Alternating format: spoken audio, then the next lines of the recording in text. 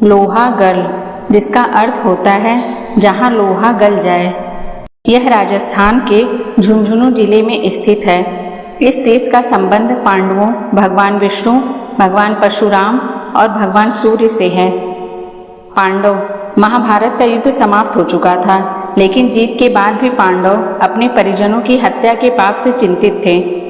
लाखों लोगों के पाप का दर्द देख श्री कृष्ण ने उन्हें बताया कि जिस तीर्थ स्थल के तालाब में तुम्हारे हथियार पानी में गल जाएंगे, वहीं तुम्हारा मनोरथ पूर्ण होगा।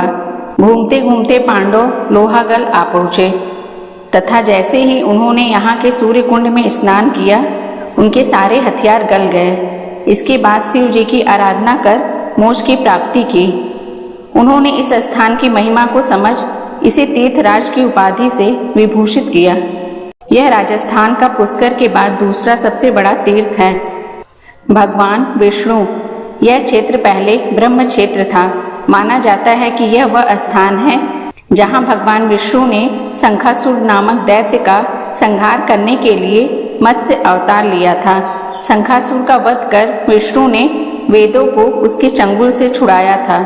इसके बाद इस जगह का नाम ब्रह्म क्षेत्र रखा।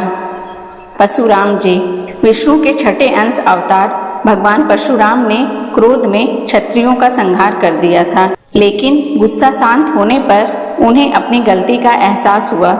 तब उन्होंने यहाँ आकर पश्चाताप के लिए यज्ञ किया तथा पाप मुक्ति पाई थी। सूर्य कुंड व सूर्य मंदिर की कहानी। यहाँ प्राचीन काल से निर्मित सूर्य मंदिर लोगों के आकर्षण का केंद्र बना हुआ है। इसके पीछे भी एक अनोखी कथा प्रचलित है। प्राचीन काल में काशी में सूर्यभान नामक राजा हुए थे, जिन्हें वृद्धावस्था में अपंग लड़की के रूप में एक संतान हुई। राजा ने भूत भविष्य के ज्ञाताओं को बुलाकर उसके पिछले जन्म के बारे में पूछा। तब विद्वानों ने बताया कि पूर्व के जन्म में वह लड़की मरकटी अर्थात बंदरिया थी, जो शिकारी के हाथों मारी गई थी। शिकारी उस मृत बंदरिया को एक बरगद के पेड़ पर लटकाकर चला गया, क्योंकि बंदरिया का मांस अभक्ष्य होता है। हवा और धूप के कारण वह सूखकर लोहागल धाम के जलकुंड में गिर गई, किंतु उसका एक हाथ पेड़ पर रह गया। बाकी शरीर पवित्र जल में गिरने से वह एक कन्या के रूप में आपके यहाँ उत्पन्न हुई है। विद्वानों ने राजा से कहा, आप वहां जाकर उस हाथ को भी पवित्र जल में डाल दें, तो इस बच्ची का अपंगत्व समाप्त हो जाएगा।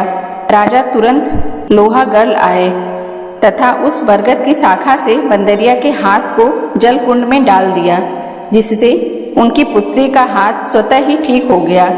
राजा इस चमत्कार से अति प्रसन्न हुए।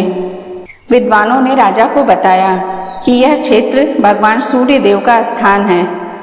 उनकी सलाह पर ही राजा ने हजारों वर्ष पूर्व यहाँ पर सूर्य मंदिर व सूर्य कुंड का निर्माण करवा कर इस तीर्थ को भव्य रूप दिया।